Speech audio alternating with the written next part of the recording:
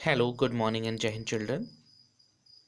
This is Sanket Kashyap and today we are going to study chapter 2nd of book Flamingo entitled Lost Spring Stories of Stolen Childhood. Dear children, this chapter, The Lost Spring, is one of the most enduring creation by the author Annie's Chung. In this very video, we will have a synopsis of Lost Spring, which describes the pitiable condition of poor children who have been forced to miss the joy of childhood due to their socio-economic condition. First of all, let's discuss about the title. The title is Lost Spring Stories of Stolen Childhood. Dear children, Lost Spring is a blend of metaphor and symbol. As we all know that spring is one of the best season of the year, being full of color, fragrance and yes, freshness. It is also a season of renewal and growth. Likewise, the childhood of human life is often likened to spring, as it makes the beginning of human life and has a tremendous scope of growth. It is full of joy, pleasure, and various play. Children anywhere in the world are a source of joy. But here in this chapter, ironically, millions of children like Sahib and Mukesh, who were the chief protagonist of this chapter, they find no joy. There is no spring in their lives because their childhood is consumed in making a living. As far as education, joy, pleasure are concerned, they are out of their reach. They are bound to work to support themselves and their families. In this way, the title brings out of depravity of child labor in a narrative way. Dear children, let's have summary now.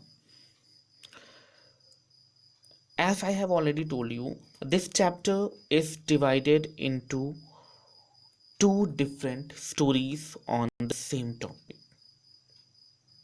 The subject matter, the theme is same, that is child labor and grinding poverty. So first of all, let's have the synopsis of part first. The first part of the story introduces a boy named Sahabe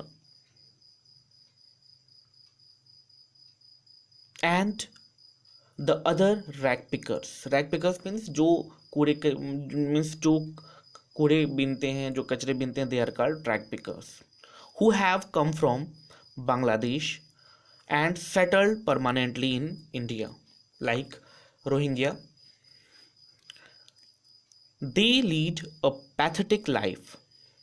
The children's attitude towards their profession is different from that of the parents. Means for children it means it was just like a game, but for their parents it was the source of their livelihood.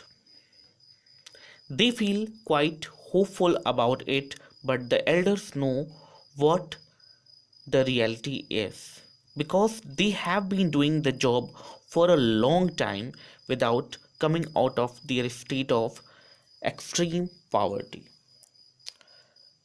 The narrator's acquaintance with the rag pickers lead to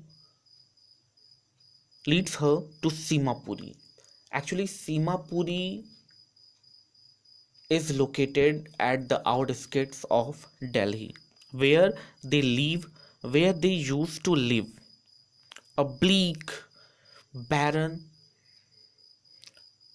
and dirty place,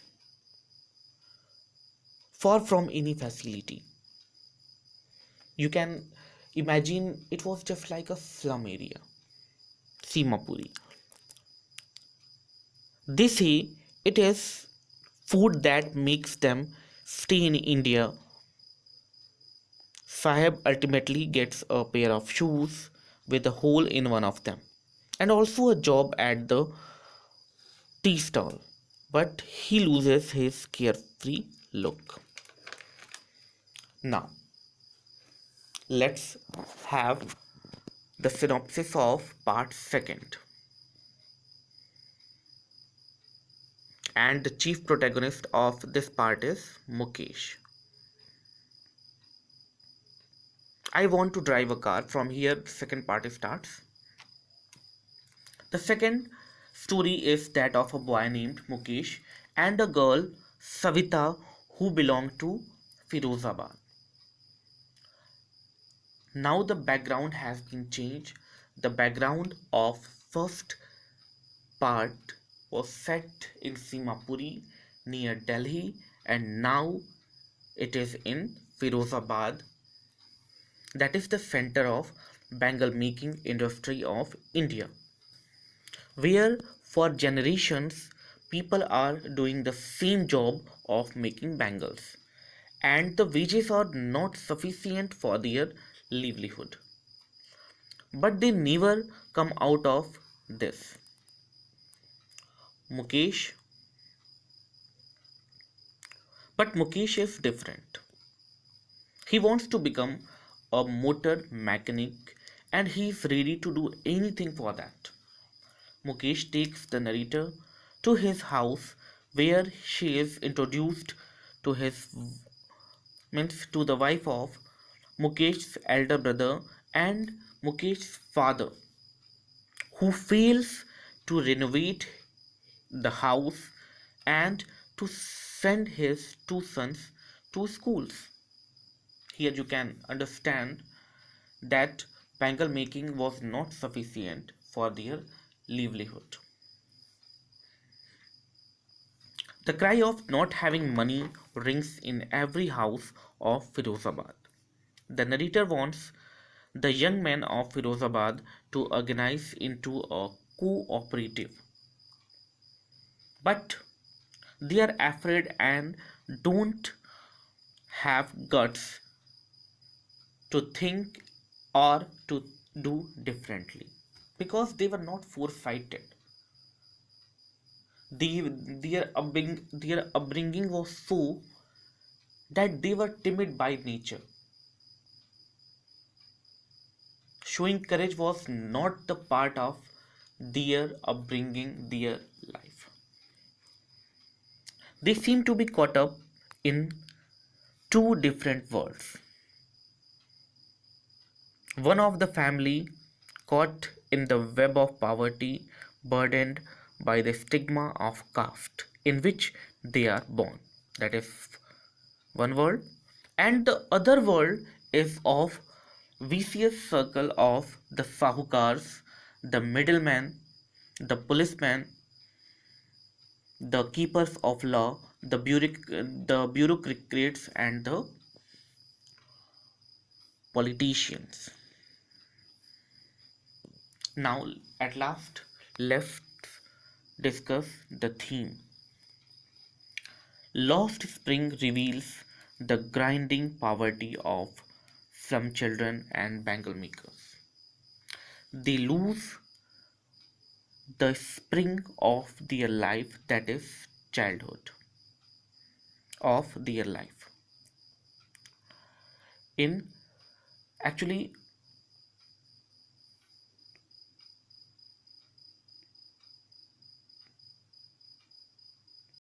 actually the spring of their life indicates the childhood of their life in their daily breadwinning activity.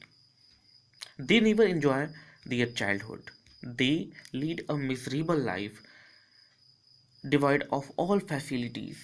Even they were means they are not enjoying two times meal and never coming out of drudgery of their life. With this, I want to put an end to my video. For glossary, for question answer, you can comment me and I will be giving you your answer. Thank you very much.